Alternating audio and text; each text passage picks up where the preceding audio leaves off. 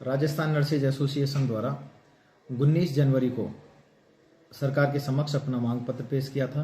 राजस्थान सरकार द्वारा अभी तक उस मांग पत्र पर कार्रवाई नहीं की गई है। पदोन्नति के लिए सरकार द्वारा प्रोसेस स्टार्ट किया गया है। हमारी जो नर्सेज की डिमांड है, उन डिमांड के लिए जो 11 सूत्रीय मांग पत्र है, उसके लिए हमने विधिवत आंदोलन की रूपरेखा बनाई है। 30 तारीख से हमारा आंदोलन शुरू किया जाएगा, 30 जनवरी से। सबसे पहले 30 और 31 तारीख को जिला मुख्यालय पर विरोध दर्ज कराकर मुख्यमंत्री, चिकित्सा मंत्री जी के नाम से कलेक्टर महोदय के माध्यम से ज्ञापन देंगे। पहले 2 दिन 30 और 31 जनवरी को यह प्रोग्राम रहेगा। उसके बाद में दूसरी स्टेप में 1 तारीख से और 4 तारीख तक लगातार काली पट्टी बांधकर गांधीवादी विरोध दर्ज कराया जाएगा ड्यूटी पर रहते हुए, क्योंकि हम मानवीय दृष्टिकोण को देखते हुए कार्य करेंगे। ड्यूटी पर रहते हुए 1 तारीख से और 4 फरवरी तक काली पट्टी बांधकर विरोध दर्ज करवाया जाएगा। 5 तारीख को संपूर्ण राजस्थान में जिला हेडक्वार्टर पर कैंडल मार्च किया जाएगा ध्यान आकर्षण के लिए सरकार का। 6 तारीख को संपूर्ण राजस्थान में मुख्यालय, जिला चिकित्सालय मुख्यालय, CMHO office, medical college, headquarters पर सभी जगह संपूर्ण राजस्थान में धरने दिए जाएंगे, ध्यान आकर्षण गांधीवादी धरना दिया जाएगा। 7 तारीख को विशाल रैली का आयोजन किया जाएगा, जिसमें सरकार का ध्यान आकर्षण कराने के लिए गांधीवादी रैली और आक्रोश रैली के रूप में उस रैली को किया जाएगा।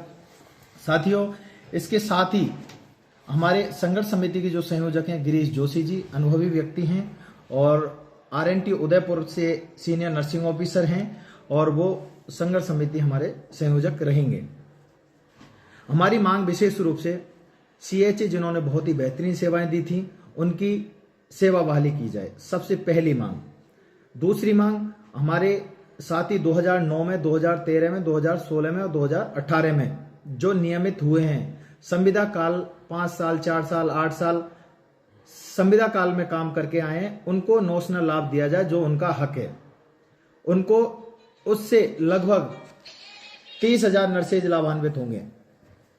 तीसरी मांग है, वरिष्ठता के आधार पर अधिकारी लगाए जाएं, बाप को बाप की संज्ञा दी जाए, बेटे को बापों के ऊपर पदस्थापित नहीं किया जाना चाहिए। जैसे राजस्थान नर्सिंग काउंसिल में वर्तमान में जो व्यक्ति सरकार ने बिठा रखा है वो पूरी तरह से गलत है, नियम के हिसाब से ही नियुक्ति किया जाए।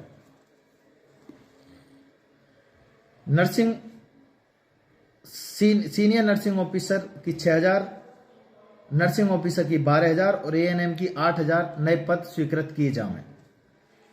5वीं मांगे, नई भर्ती विज्ञप्ति जो जारी हो गई उसमें नर्सिंग ऑफिसर में कम से कम 8,000 पद जोड़े जाएं नर्सिंग ऑफिसर विज्ञप्ति में, जो कि राजस्थान सरकार के मुख्यमंत्री जी द्वारा स्वीकृत किए जा चुके हैं। तो देरी किस बात की, उसमें जोड़े जाएं, पद जोड़े जाएं, ANM के 5,000 पद जोड़े जाएं। नई भर्ती में अतिशीघ्र पूरा किया जाए, डेट पे डेट बढ़ाकर इस भर्ती को विलंब नहीं किया जाए।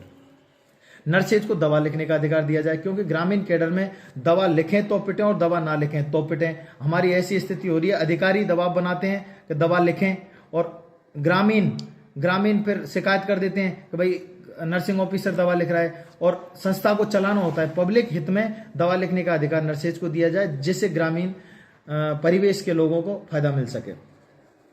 लिखित समझौते के अनुसार नर्सिंग ट्यूटर का पदनाम, मुकुल शर्मा जी के टाइम में एक हमारा आंदोलन हुआ था, 17 दिन का गांधीवादी आंदोलन, जिसमें नर्सिंग ट्यूटर का पदनाम व्याख्याता करने के लिए राज्य सरकार द्वारा लिखित में समझौता किया गया था, उसकी पालना करवाई जाए। व्याख्याता पदनाम नर्सेज का, नर्सिंग ट्यूटर का किया जाए। कोविड की प्रोत्साहन राशि बड़ा गंभीर विषय है। राज्य सरकार की घोषणा, मुख्यमंत्री जी की घोषणा और प्रोत्साहन राशि के नाम पर जीरो। सरकार को यह सोचना चाहिए कि आपके आदेश की पालना आप नहीं करवा पा रहे, इससे दुर्भाग्यपूर्ण बात नहीं हो सकती। एक नर्सिंग कर्मी को 25 से 30,000 रुपए प्रोत्साहन राशि के रूप में मिलेंगे, जो आपको देने चाहिए। आपके आदेश अनुसार हैं, जिस तरीके से आपने आदेश किया उस नियम अनुसार सबको प्रोत्साहन राशि मिलनी चाहिए। नर्सेज का अलग से निदेशालय, जिसके लिए हम पिछले 10 वर्षों से संघर्ष कर रहे हैं।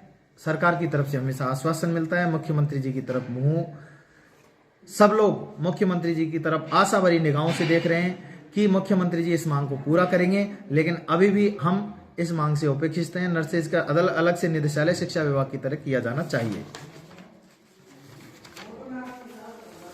नर्सिंग ट्यूटर, एसएनओ और नर्सिंग ऑफिसर का पद राजपत्रित किया जाए। जब एक व्याख्याता अटेस्टेड कर सकता है तो अधिकार हमें भी दिया जाना चाहिए, जिम्मेदार पद पर हैं। और nursing officer, senior nursing officer, nursing tutor जो कि एक अच्छा समाज निर्माण में अच्छी भूमिका निभाते हैं, तो उनको राजपत्रित पद दिया जाना चाहिए। वित्तीय कमेटी जितनी भी हैं उन वित्तीय कमेटियों में नर्सेज को शामिल किया जाना चाहिए। और डीपीसी प्रत्येक वर्ष मुख्यमंत्री जी ने जैसे कहा है, मुख्य सचिव महोदय के आदेश अनुसार प्रत्येक वर्ष में डीपीसी होनी चाहिए। अब तक क्या होता आया है, डीपीसी 5 साल में, 4 साल में कईयों को डेपर डालते हैं, मन मर्जी से सारा सिस्टम चल रहा है, ये नहीं होना चाहिए। प्रत्येक वर्ष में डीपीसी होनी चाहिए। और नर्सेज का जो ड्रेस कोड है, नर्सेज का ड्रेस कोड भी बदलना चाहिए। ये हमारी 11 सूत्रीय मांग पत्र है। और हम सरकार से आपके माध्यम से पुनः निवेदन करते हैं कि हम आंदोलन नहीं करना चाहते, सरकार हमें आंदोलन करने के लिए मजबूर कर रही है। यदि इस दौरान, आंदोलन के दौरान किसी भी तरह का कोई दुष्परिणाम आता है, उसकी समस्त जिम्मेदारी राजस्थान सरकार की होगी। हम हमेशा से ही सरकार को निवेदन करते हैं, लेकिन सरकार हमें उपेक्षित कर रही है। सरकार ने हमें पदनाम दिया, उसके लिए सरकार का बारंबार आभार, लेकिन अधिकार विहीन अधिकारी हमें बना दिया, जो पूरी तरह से गलत है। हम उसका विरोध करते हैं। हमें अधिकारी बनाया है तो हमें अधिकार भी दिए जाने चाहिए साहब। आपसे विनम्र निवेदन है। धन्यवाद। मैं खुशीराम मीणा, प्रदेश अध्यक्ष राजस्थान नर्सिंग एसोसिएशन।